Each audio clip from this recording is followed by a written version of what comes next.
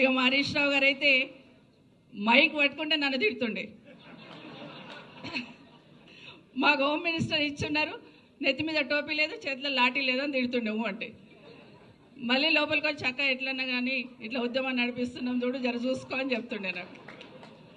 So నిజంగా సంతోషం అనిపించేది. ఆ తిట్టులో కూడా నాకు ప్రేమ కనిపించేది. ఎందుకంటే నా తమ్ముళ్ళు నన్ను తిడుతున్నారు, నా వాళ్ళు నన్ను తిడుతున్నారు, ఖచ్చితంగా ఉద్యమంలో విజయం సాధించాలని ఆరాటం ఉండేది. ఒకరోజు రాత్రి 10 గంటలకు వచ్చారు, దండుని వేసుకొని వచ్చాడు ఇంటికి. సరే వచ్చాడు కదా, లోపలికి వచ్చి కొంచెం కాఫీ తాగి లంచ్ టైం డిన్నర్ టైంకి వచ్చిన భోజనం చేస్తాము అంటేను, లేదక్క నా భోజనం తెచ్చుకున్న గేట్ కాడ కూర్చొని తింటా ఈరోజు నా నిరసన అన్నాడు. రాత్రి 10 గంటలకు మా ఇంటి ముందు గేట్ ముందు కూర్చొని తింటానంటాడు.